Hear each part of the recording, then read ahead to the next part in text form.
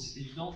Aujourd'hui, avec l'immédiateté qui nous traverse à travers notre vie personnelle et à travers notre vie professionnelle, c'est-à-dire que les besoins qu'on avait il y a 10 ans, suffisaient du PDF hebdomadaire qui tombait dans la boîte au niveau de la direction, etc. Aujourd'hui, on veut l'information fraîche, régulière. Je me pose une question, je veux la réponse. Donc oui, la BI, c'est bien, on en a besoin, c'est même, à mon sens, c'est même pas une question, c'est plutôt comment on y va et à quelle vitesse, et tous ces nouveaux services qui sont à portée de main, comment on les met à disposition de nos différents directeurs, directeurs généraux, etc.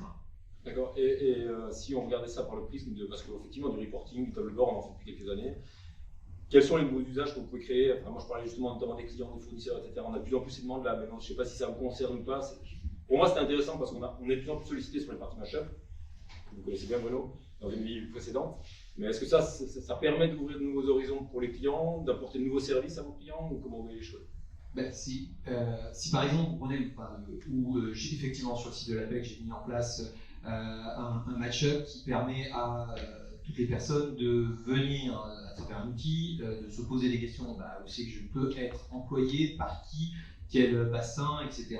Et en fin de compte, un outil permet de répondre à l'ensemble de ces questions-là de façon précise pour se personnaliser à la question que je suis en train de poser. Mais si vous le transposez dans mon métier actuel, mes équipes, il y en a ici, je leur ai demandé en fin de compte de construire un outil pour nos agents commerciaux, leur portefeuille, et bien monter dans un cube l'ensemble du portefeuille pour qu'ils puissent travailler, se poser des questions sur le portefeuille, comment il est fait, où c'est que je dois améliorer les choses. Donc, tout à l'heure, je discutais avec une personne qui travaille dans les sociétés de gestion. Pour lui, je vais lui donner un exemple. Si par exemple, je m'aperçois que tel fonds dans mes véhicules d'assurance vie, tel fonds, je dois le remplacer parce que c'est un fonds qui, là, l'actualité est mauvaise, etc. Je dois tout de suite avoir la liste des contrats qui portent ce fonds-là et la liste des contrats rattachés au client. Je lui donne un outil type ClickSense, il sélectionne le fonds, il a sa liste et il peut travailler. Donc là, il y a des questions de tous les jours. Au lieu de remonter au siège pour dire est-ce que vous pouvez m'envoyer un extract Excel de trucs, donc lui donner directement l'outil qui va bien pour travailler son portefeuille de façon directe, en instantané, comme ce qu'on vit tous les jours à travers toutes les applications qu'on nous met sur le téléphone, lui donner cette même facilité et avoir moins de sollicitations aussi au niveau du siège. Je vois bien.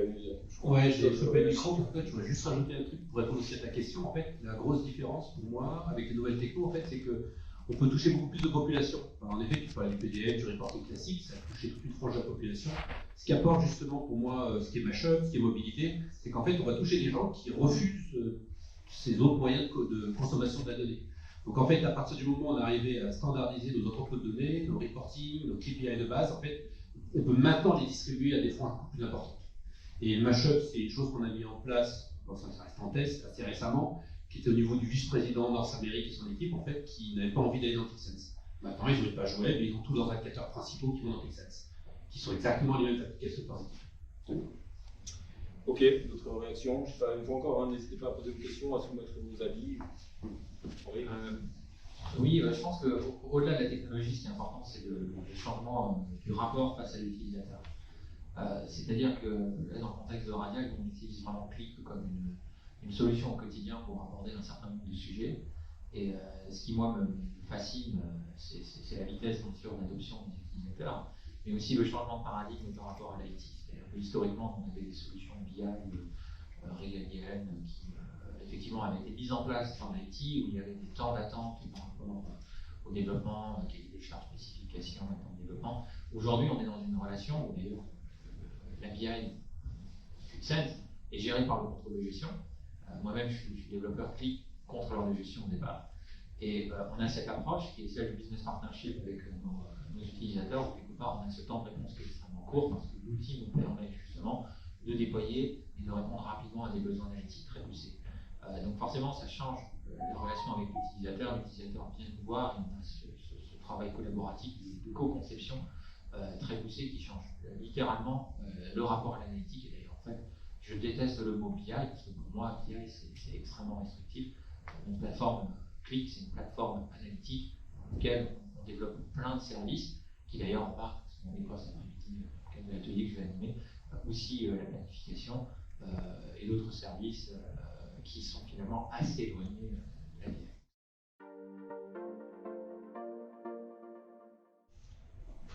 Comme on a partagé déjà précédemment lors de réunion, on n'est pas contre le SaaS.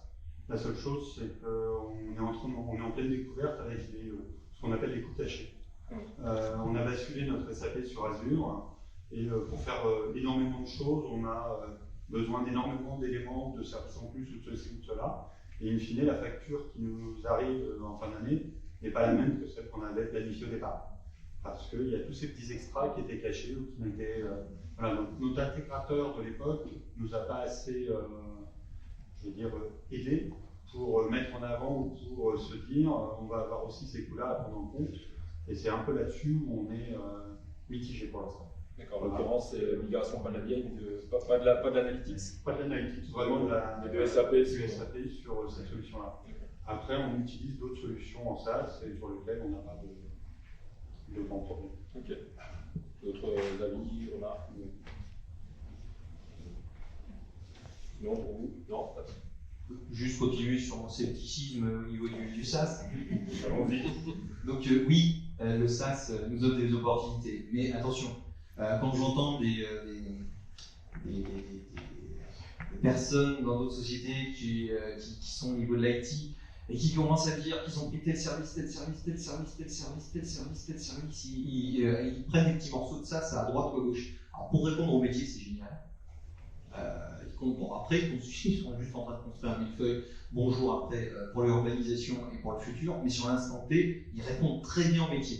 Ils sont forts, ils sont digitaux, ils ne sont pas terrain. Parce qu'après, il y a quoi? Pour faire discuter tout cet environnement-là, si c'est démultiplié, en termes d'urbanisation, c'est un zéro pointé.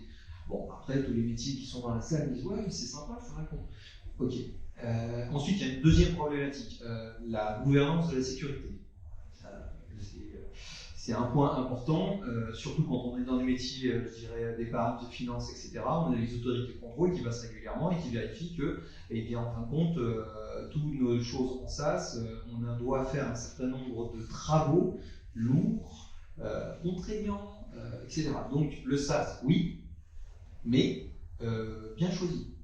C'est-à-dire que à mon sens, pour en avoir 10, 20, 30, peut-être on a du SaaS, moi, chez moi, je suis pas contre. Et après, les données personnelles, alors, plutôt à la maison qu'à l'extérieur, c'est un choix. Enfin, je suis pas sûr que je suis seul à faire ce choix-là, mais en termes de RGPD, CNIL, etc., quand on regarde tous ceux qui se sont fait approcher, Amazon s'est fait approcher, mais pas par Amazon, c'était son fournisseur qui faisait les livraisons, qui en fin de compte a donné accès à l'ensemble des adresses et des codes d'entrée.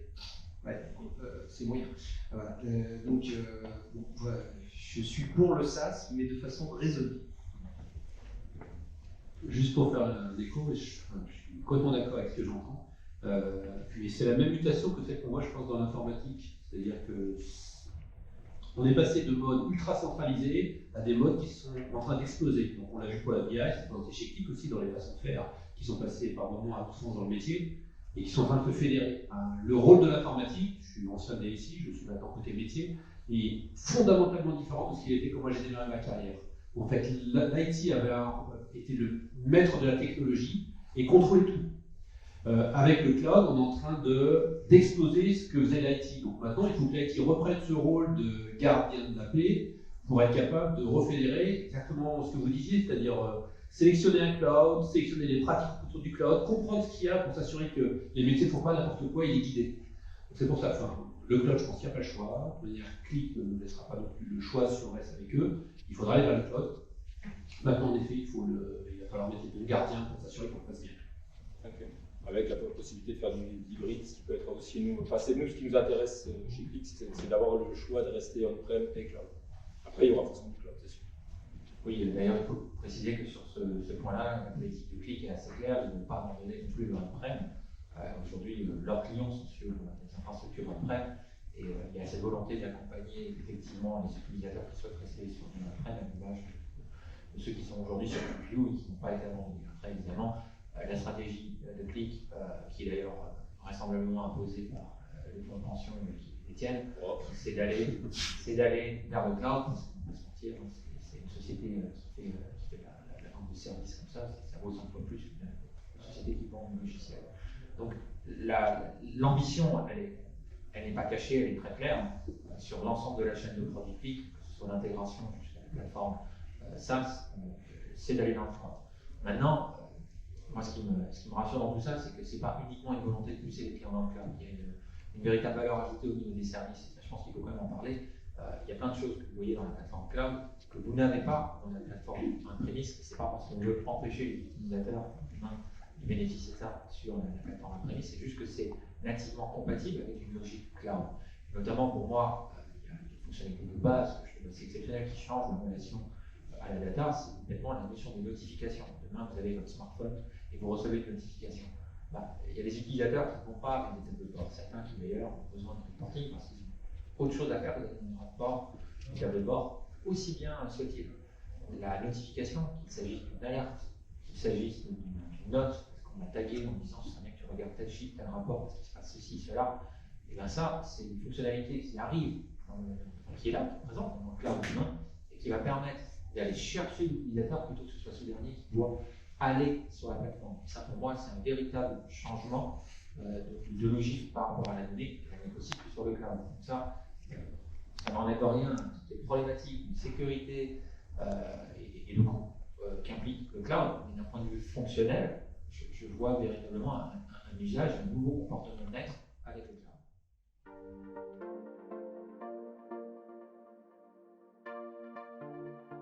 C'était pas exactement là que je plaçais la problématique, je plaçais au niveau de la gouvernance de la sécurité. C'est-à-dire que si vous êtes chez 10 personnes au niveau du cloud, vous devez faire 10 audits, 10 dossiers, 10 etc. Quand vous êtes effectivement une dans un cloud et chez vous, vous n'en avez que 2 à faire. Je n'ai pas dit que chez nous c'était meilleur que dans le cloud, loin de là cette idée, c'est juste en termes de paperasse, d'audit, d'énergie en compte récurrente au niveau du run qu'on doit effectuer quand on est dans X cloud. Si vous faites une gouvernance de sécurité correcte, vous comprenez facilement ce que je viens de dire. Je vais permettre un complément par rapport à ça, parce qu'effectivement, je pense que ça dépend aussi de l'univers dans lequel vous évoluez, des contraintes réglementaires qui s'imposent à votre métier. Moi, je pense que je suis dans un contexte complètement différent, une petite entreprise industrielle. Le passage dans le cloud, d'un point de vue sécurité, ça va être un challenge absolument énorme, parce que j'ai une équipe IT qui aujourd'hui est complètement inexpérimentée sur le sujet. On va se marrer. Ça va être une véritable découverte, et on va tenter une opération Big Bang sur le sujet. On va migrer à la fois dans l'article ClickSense, mais quand on va parler effectivement du data warehouse, une problématique de flux et out, là il va falloir qu'on fasse tout un apprentissage. C'est chouette, les technologies elles existent. On va avoir, à mon avis, certaines déconvenues par rapport à des problématiques qu'on n'aura pas identifiées et des coûts cachés qu'on n'aura pas non plus identifiés. Malgré tout, je pense que ça vaut le coup de tenter l'aventure et j'espère qu'on va réussir à grandir pour pouvoir aller dans cette direction. Parce que ça reste pour moi le bon choix de la vie.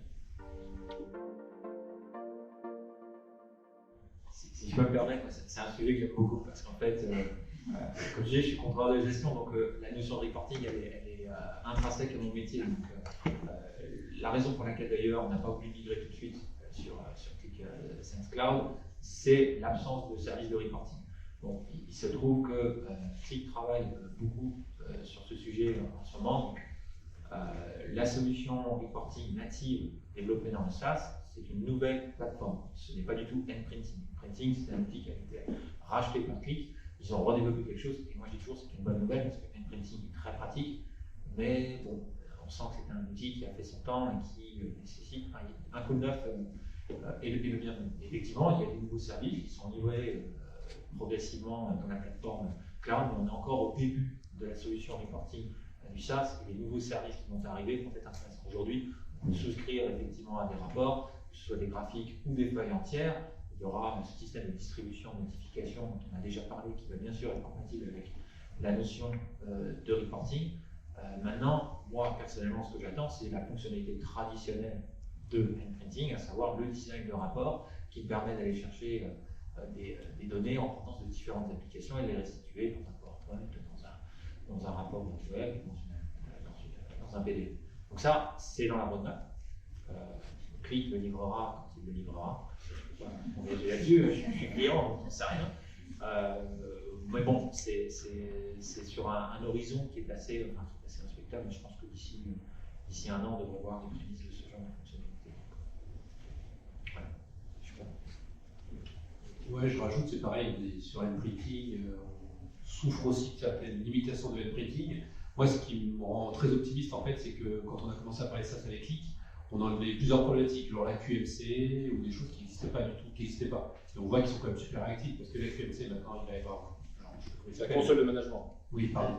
Blend.io qui va faire ça 10 fois mieux. Donc, a priori, à chaque fois maintenant, assez rapidement, ils amènent des services qui explosent ce qu'il y avait avant. Donc, mais nous, c'est un prérequis. Tant que ça ne fait pas là, on bouge. Il faut savoir que Click a muté un petit peu, parce qu'il y a 5 ans, quand on leur parlait de printing, vous avez Club du chef. Printing, c'est une solution d'origine italienne, on l'implémente depuis 2012. Donc à l'époque, Click ne voyait pas forcément ça d'un très bon oeil, parce que pour eux, c'était analytics, il n'y a pas de reporting. Le reporting ad hoc, ça vaut rien. Ils ont vraiment changé, ils se sont rendus compte, pour adresser tous les métiers et tous les utilisateurs d'un projet, je ne veux pas que de l'analytique dynamique, j'ai besoin de reporting, parce que c'est comme ça, on peut expliquer aux clients qui vont pas en avoir besoin demain, mais ils le veulent quand même. Donc, ils ont quand même opéré cette mutation, et aujourd'hui on voit effectivement qu'ils apportent du reporting ad hoc dans leur stratégie par rapport à le rachat de printing il y a 5 ans, puis aujourd'hui du développement de nouvelles solutions. Le contredit, c'est la première partie que tu as dite en fait. En fait, on n'a pas besoin d'avoir de la donnée propre pour commencer à faire de la BI. Et justement, une des grosses valeurs qu'on a eues, nous, c'était avec Click, c'est qu'en mettant en place Click, en fait, très tôt, voilà, on voit des choses qui étaient invisibles avant. Et d'ailleurs, là, j'ai une question, ça nous a aussi permis de faire adhérer des gens, parce qu'on leur a permis de montrer des choses qu'ils ne voyaient pas avant. Ça nous a aussi aliéné d'autres personnes, parce qu'on leur a montré le garbage in qu'ils avaient à l'intérieur, qu'ils ne voulaient pas voir. D'accord. Maintenant, pour répondre à ta question autour de la data literacy, le premier point, c'est le change en fait. Et, que vous soyez IT, métier, quel que soit votre métier, faire évoluer, faire changer quelque chose, c'est toujours un effort. D'accord. Et donc cet effort, il va avec le principe américain de la carotte et du bâton, c'est qu'est-ce qu'on va donner aux gens pour qu'ils aient envie ou comment on va les contraindre pour qu'ils fassent. Pour revenir sur la data literacy, en fait, la data literacy, elle a au moins un intérêt très fort, c'est qu'elle permet de fédérer, de faire une espèce d'ancrage, parce qu'on amène un truc qui est un peu nouveau, ça fait réfléchir les gens, donc ça permet de faire aussi un fil rouge pour faire travailler des gens ensemble. Et le deuxième point par rapport à ça, c'est que nous, on est une société américaine, donc on a un langage, c'est l'anglais. Nous, ce qu'on dit, c'est qu'aujourd'hui, notre langage commun, c'est qu'on parle tous anglais. Demain, on doit tous parler anglais et data. Parce qu'en effet, vu que la data circule partout, vu qu'on pousse sur la digitalisation de plus en plus, on se retrouve avec des gens qui ne comprennent pas ce qu'ils ont entre les mains.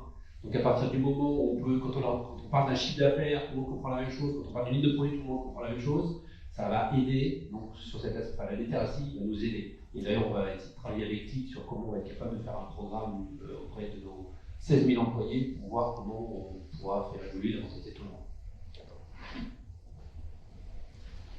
Oui, c'est très juste, le deuxième langage de l'entreprise, la data. Moi, j'ai un exemple qui me vient à l'esprit, qui est très courant. On vient de déployer un nouveau set d'applications relatif au CRM. Et donc, nous, on a un CRM Salesforce, pas très original.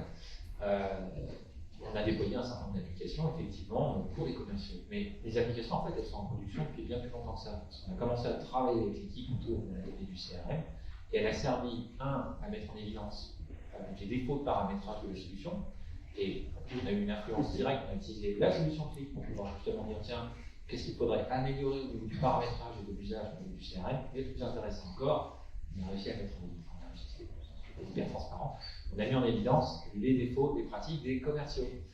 Ça c'est un vrai bonheur parce que justement, on dit, finalement, on n'a jamais rien réussir à faire si à un moment donné, vous n'utilisez pas le CRM comme on fait. Et ça, je dois avouer que c'est une logique qu'on retrouve partout. Donc on déploie et on utilise quelque part une solution qui est d'entrée de jeu, dès le début du paramétrage de certaines solutions, on vient se brancher directement sur la source pour pouvoir comprendre ce qui se passe. J'ai même, à l'époque, avant Bright, fait un développement sur une solution de planning avec Gelox, et on a accéléré le développement de la plateforme Gelox en venant se brancher à chacune des étapes du flux ETL de la solution pour dire est-ce que le résultat de cette étape est correct et fonctionne. C'est vrai que c'était bluffant parce que on est arrivé directement à challenger la valeur du flux de transformation. Donc c'est devenu un outil de maquettage avant même d'être une solution analytique. Et c'est pour ça que Christophe a raison, Qlik est utilisé comme outil de data quality. C'est un outil de maquettage et c'est aussi accessoirement un outil analytique sur la base des tableaux de bord qualifiés.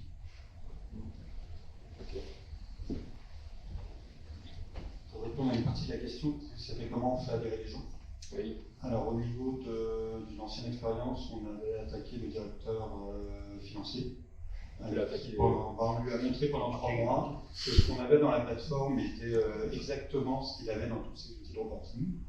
Et donc à la fin, ce qui s'est passé, c'est que durant ces réunions mensuelles avec tous ces N-1 de toutes les régions, après il y avait son tableau de bord directement sur sa tablette et c'était ces chiffres-là qui étaient reconnus.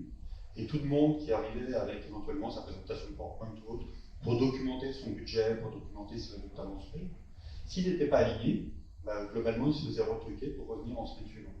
Et en fait, en ayant ce top manager qui a eu confiance dans la plateforme, on a pu cascader complètement et très facilement cette information entre guillemets jusqu'à la plus petit dénominateur commun qui était chaque sales controller. Par contre, à l'inverse, c'est pour donner que le top management nous a phagocyté. On a eu beaucoup de mal après à répondre aux demandes des gens du terrain qui eux aussi avaient une appétence pour la donnée et voulaient encore plus d'informations directement pour pouvoir commenter leurs écarts, etc. Donc ça a été le double. Maintenant, dans l'expérience actuelle, ce que j'ai comme contrainte et ce que je rencontre, très souvent, c'est la problématique de temps de formation des gens. Ils ont tous une appétence pour la donnée. Maintenant, il faut avoir un temps disponible pour leur expliquer ou avoir les personnes compétentes pour expliquer la donnée.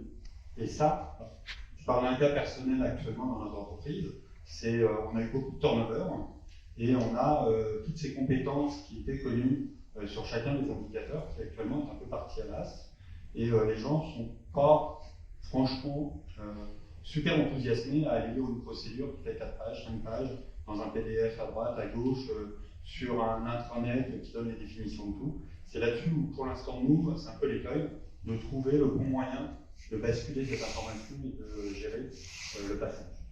Et après, je souligne que oui, pour la data quality, c'est génial, parce qu'on l'utilise dans tous les sens, comme vous l'avez dit juste avant, et de temps en temps, on fait même des applications jetables, c'est-à-dire qu'on va prendre une application, on va monter de la donnée dedans, on va regarder, ok, et puis on jette l'application, on passe à autre chose. Il y a des choses comme ça qu'on peut faire avec Qlik très facilement, en quelques secondes, et qui permettent de rassurer tout le monde derrière sur la qualité de la donnée. Ok.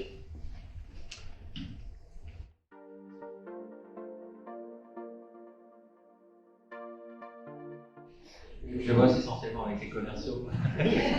et non seulement d'utiliser Qlik pour la partie commerciale, mais en plus on fait en sorte que les commerciaux saisissent leur budget, leur forecast dans Qlik. Ça nécessite d'avoir un usage encore plus avancé.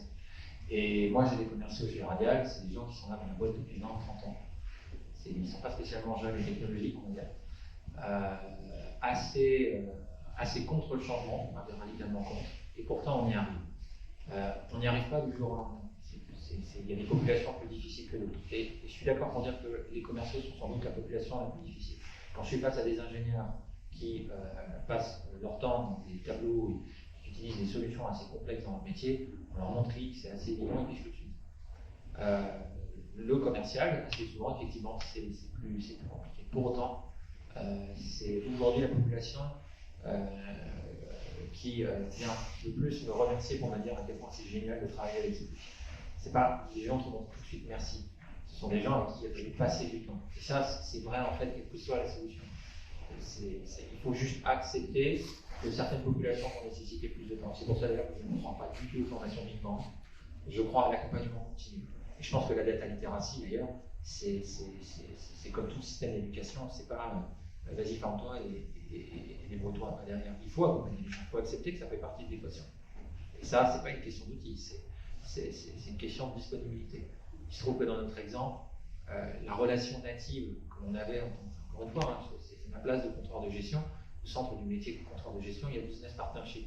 Cette relation que vous avez avec le commercial, elle est là d'entrée de jeu. Et si vous travaillez avec eux, si vous les impliquez aussi dans les développements, que vous tenez compte de leurs demandes en évolution des tableaux de bord, assez étrangement, ils vont les utiliser encore plus. Ils vont détecter aussi des problèmes de qualité de la donnée.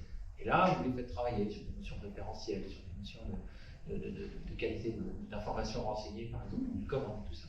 Et à l'arrivée, ils voient l'impact que ça a sur la table de bord en sortie. Et évidemment, ça change tout. Il faut passer du temps. C'est pas répète comme conseil, mais je n'ai pas d'autres conseils efficaces à donner ça. Non, je te rejoins là-dessus. Le point que nous, on a comme problématique, c'est entre ClickView et ClickSense. La notion de sélection n'est pas la même. L'un se switch alors que l'autre s'agrège. Donc, il y a aussi cette deuxième formation quand on fait basculer les gens. Voilà. Mais sinon, formation, support, formation, support. Enfin, pas des formations Big Bang où de temps en temps, il y a juste une parvo, mais beaucoup de support pour les aider, pour leur faire comprendre. Je voudrais juste rajouter un truc par rapport à ça. En plus, je pense que vous avez le printing, donc ça tombe bien. Une des façons dont on a pu résoudre ça, en tout cas partiellement ça, c'est toutes les semaines, en fait, les vendeurs vont recevoir avec le printing les chiffres. Donc ce sont les chiffres officiels. On l'a en particulier sur la partie Salesforce. Donc ces chiffres, c'est ceux sur lesquels ils vont tous se référer, ils reçoivent tous les mêmes en fait, suivant leur profil, suivant le croisement qu'ils ont. Mais ça veut dire que quand on parle, en fait, on peut toujours se rapprocher à un chiffre qui est la version de la vérité. Et si jamais quelque chose change dans les outils, tout se cascade. Et juste une petite anecdote avec les vendeurs, on appelle data qualité, c'est pas forcément des choses qui vont toujours très bien ensemble. En revanche, il y a la semaine dernière, je suis aussi sur les sujets RH, en particulier les calculs des bonus. Et il y a une décision qui avait été prise sur les bonus, c'est qu'en fait, on va mesurer leurs ventes que sur des ventes sur des lignes de produits officielles. Et j'avais eu l'account manager de Ford au téléphone donc, la semaine dernière, et on faisait le point sur les bonus de ses équipes. Et donc il était pour moi, il m'a dit bonus assez bon. Et je lui ai dit, tiens d'ailleurs, c'est quand même dommage parce que en fait, vous avez 5 millions de votre chiffre d'affaires qui est codifié sur des mauvaises lignes de produits. Ça coûte 3% de ton bonus. Donc voilà. Et depuis, j'ai vu passer des mails d'échange avec les équipes produits pour corriger ça.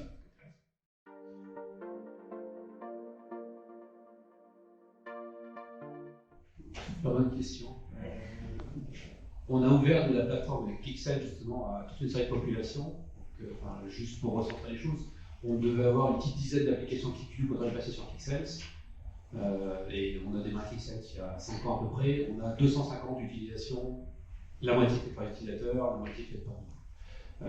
La façon dont nous on résout ça en fait, c'est qu'il n'y a que nous qui pouvons publier.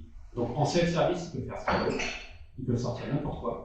Mais en revanche, ils ne peuvent rien publier sans que nous ayons contrôlé l'application. Donc toutes les applications passent entre nos mains. On a défini des templates dans lesquels ils doivent définir les métadatas. Donc il y a toutes les choses qu'il a fait, qu'est-ce qu'il veut faire, quelles données il utilise. Il y a toute une partie du scripting qui va aussi traquer tout ça. Donc notre scripting va traquer quelles sont les sources utilisées, un release, toutes les releases, pourquoi elles ont été faites, qu'est-ce qui a été touché. Et notre équipe donc, va faire toute une fiche en fait, de sélection pour vérifier ça c'est fait, ça c'est fait, ça c'est fait. Est-ce que vous avez vérifié que vos chiffres sont en ligne avec les masters qu'on a ailleurs? Voilà, toutes ces questions en fait on y a fait. C'est vraiment pour moi c'est là où on fait, c'est une super plateforme, on peut faire tout ce qu'on veut, mais mine de rien, pareil que la même chose que ce que je pouvais dire, qu'on a pu dire sur le cloud, il faut du contrôle. Alors, on peut être open, mais il faut du contrôle.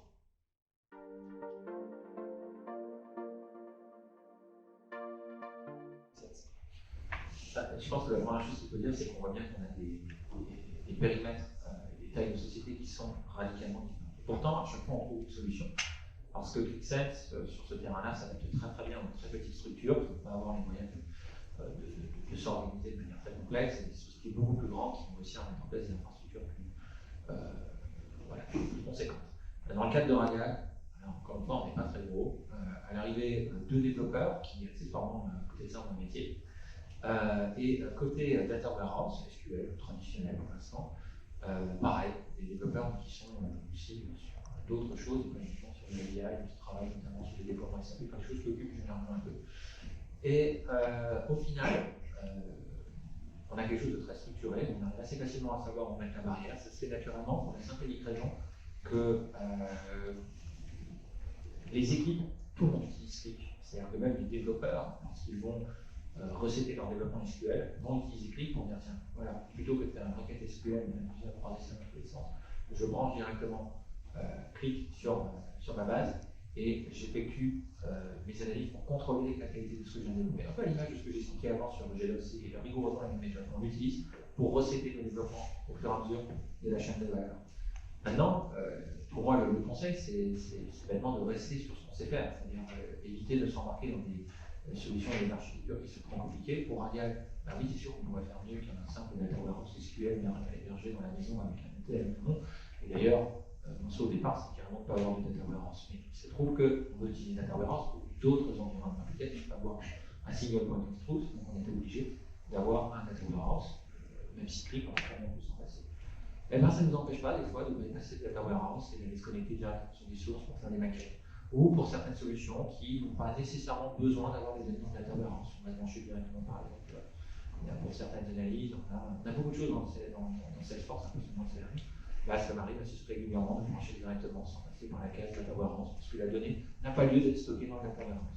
Et lorsqu'elle l'est, on fait un arbitrage entre ce qui est logique de faire dans cette transformation dans le data warehouse et ce qui est logique de faire dans Click. Et ça se fait assez facilement parce que les personnes qui travaillent sur le data warehouse comprennent la technologie. Donc, pas vraiment de difficultés. On s'est posé au départ avant de commencer le projet. Et une fois qu'on était dedans, c'est plus jamais possible. Mais encore une fois, contexte radial, effectivement simple. J'imagine pour vous, pas la même chose. Pardon, Steve. Alors, idéalement, on voulait un dataware. L'avantage du dataware, c'est qu'en fait, c'est vraiment prêt à l'emploi, on pose une couche de reporting et on peut faire le reporting. La problématique qu'on avait, c'est que, en fait, un projet chez nous dataware, c'est 2 ans. Voilà. Changer une colonne, sortir un report, c'était 50 000 balles chez le Presta. Donc ça va vite, très cher, très lent, et il était inacceptable que les gens attendent autant de temps. On s'est retrouvé aujourd'hui à utiliser le dataware tel qu'il est, comme une des sources parmi les X sources qu'on avait, dont du Salesforce, de l'Excel, des bases de données, etc. Donc aujourd'hui, on se retrouve sur un truc qui est un peu parfois pénible à gérer. On doit avoir plus de 800 QVD en fait, qui mine de rien sont à peu près gouvernés de manière unique. C'est-à-dire chaque QVD en fait a un aspect, des produits, des clients, etc. Mais mine de rien, si avec les nouvelles solutions QDA, ils sont en train de prototyper par notre IT, par QDI, on est capable d'avoir un dataware qui devient très réactif, alors il y a toute une partie de après que je serais très content de relâcher à l'IT et de refaire en amont. Et exactement pour la raison que tu donnais aussi, c'est qu'aujourd'hui, pour nous, Click, mine de rien, c'est une dead end. Voilà, donc on fait des trucs super, on ajoute une intelligence à la donnée que nous sommes les seuls à fournir dans la société, mais hélas, toute cette intelligence, on ne peut pas la partager ailleurs. Or, elle pourrait servir dans des processus, elle pourrait servir dans des interapplicatifs, et aujourd'hui, alors peut-être que justement avec QDI, on pourra le faire, mais aujourd'hui, nous, on ne pouvait pas. Voilà, donc ça, au moins, ça pourra changer. D'accord. Et par rapport au fait, ce dont tu parlais, le multisource, tu parlais d'un exemple assez récent, en fait, on a une équipe qui est l'équipe Engineering IT, alors c'est pas, enfin, je peux peut-être ici, mais c'était pas une équipe qui était la plus facile pour nous à bouger. C'est des gens qui ont développé leur propre base de données, ils ont fait, depuis 20 ans, ils font des développements sur leur base de données, donc ils ont un très très gros legacy, qui query uniquement avec le SQL, et ça fait 5 ans qu'on essaie de les faire rentrer sur la plateforme, et on se retrouvait toujours avec des blocages. Récemment, en fait, on commençait à avoir un attrait pour la plateforme, et une des choses qui nous a fait rentrer, c'est qu'ils continuent à développer leur préparation de données sur SQL, et en fait, une des problématiques qu'ils ont, c'est quand ils ont plusieurs bases SQL, c'est de les faire parler ensemble. Et en fait, on leur a montré en fait, qu'à partir du moment où vous pouvez faire du landing des tables de leur système, on peut les mixer avec leur requête SQL, faire tomber du landing, et en fait, ils sont capables de faire des croisements entre bases de données qu'ils ne savent pas faire autrement. Et là, c'est des grosses puissances. Pour moi aussi, du produit, c'est capable d'aller chercher des données qui viennent de 36 environnements différents et de les ramener sur une plateforme unique et rajouter, de sortir de l'intelligence de là. Parce que l'intelligence de la donnée, à partir d'une source de données, on apporte quelque chose. 2, on multiplie. 3, on explose en fait la capacité d'analyse. Plus on va croiser la donnée, plus en fait la capacité d'analyse va devenir démentielle.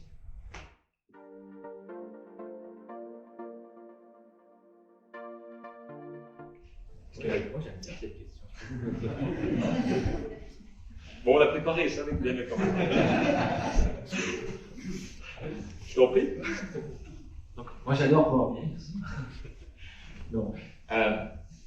En fait, je pense qu'il y a un faux débat sur Power BI versus Click parce que, à l'arrivée, ce sont deux très bonnes solutions, comme on dit, et elles ont chacun leurs avantages et leurs inconvénients.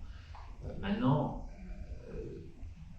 Power BI est une solution qui, malgré son positionnement en termes de coût, donne l'impression qu'elle est adaptée justement pour tout le monde, alors qu'en réalité, elle est adaptée, à mon sens, plus pour les grosses boîtes. Parce que si vous avez une offre Power BI, vous commencez à vouloir parler de métriques. On va commencer à parler de structuration de cubes SSAS derrière et finalement d'une infrastructure qui est beaucoup plus lourde et beaucoup plus complexe, qui va faire appel à des ressources et une organisation qui est beaucoup plus IT-centrique à mon sens. Donc qui enlève cette agilité, sans même parler de la techno, mais qui enlève déjà par essence l'agilité que vous pouvez avoir dans un clic. Donc moi je discute beaucoup avec des amis qui sont sur d'autres qui travaillent dans d'autres entreprises qui ont du Power BI et qui sont effectivement sur cette logique. Donc, on a des grosses boîtes avec des équipes IT qui développent derrière en amont. Et après, on a cette couche de présentation qui est appréciée parce que c'est du Microsoft-like, donc on aime bien. Oui, c'est vrai, c'est super, c'est sympa. Et derrière, c'est beaucoup plus compliqué à mettre en œuvre que du clic, quoi qu'on en dise. Vous n'irez jamais aussi vite en termes de développement. Maintenant, il y a une deuxième chose à prendre en considération. On parle souvent du moteur associatif, c'est super bien, ça permet de faire des choses. Oui, c'est vrai. Il y a des débats sur les forums, plein de passionnés de technologie, et généralement la conclusion est la suivante.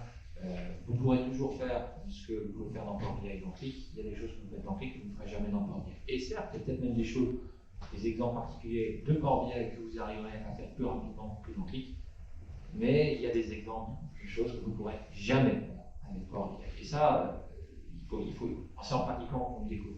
Et l'associativité, c'est pas que ça, c'est aussi la puissance du moteur. Nativement, vous trouverez beaucoup de comparaisons, Power BI, Click, Tableau, la puissance du moteur associatif en termes de temps d'intégration de la donnée et de temps de réponse, quand on n'est pas à cette volumétrie importante et des tailles de base importantes, c'est juste pas comparable. On est du 1 pour 3 sur Tableau et du 1 pour 15 Power BI. J'ai rien que là, le débat pour moi, Power BI est intégré sur la question de la performance. Certains diront, ouais, attendez. Mais on peut mettre de la CPU. On peut mettre de la CPU, on peut mettre des infrastructures. Oui, vous pouvez faire des trucs complexes pour faire en sorte que Power BI tourne comme Click. Et Click tourne nativement, ultra rapidement, sans avoir besoin de mettre des équipes et des technologies derrière. C'est juste le moteur est largement supérieur. En bas. Ça se joue pour moi là-dessus. Je sais pas si Je te plaît ou pas? Pardon. On pose la question à chaque fois.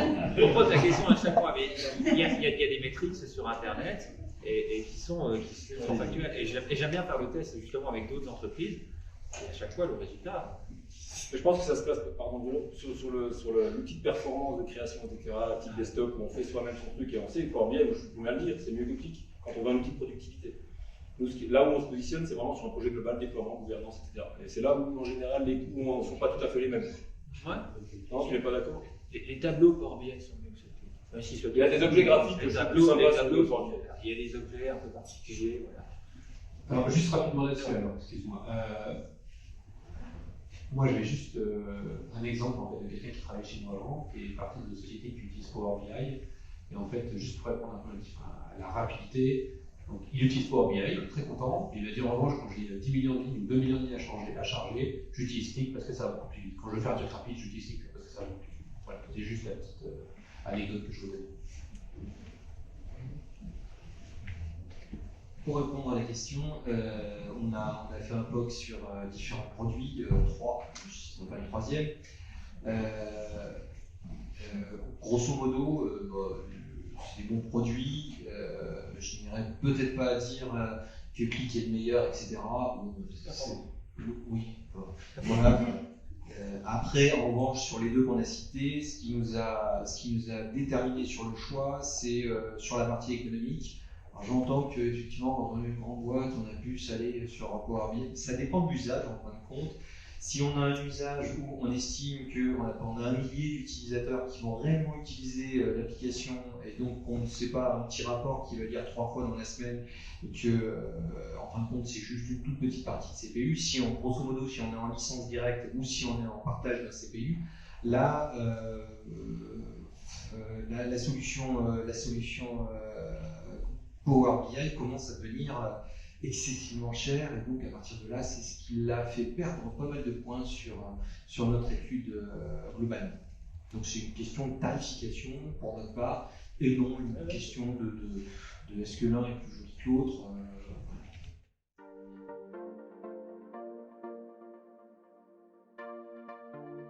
Ouais, moi je crois en la fédération en fait. Je crois ni en l'ultra-centralisation qu'on a pu connaître quand moi j'ai commencé ma carrière, ou à l'explosion de chacun fait ce qu'il veut, tout ça fait le chaos.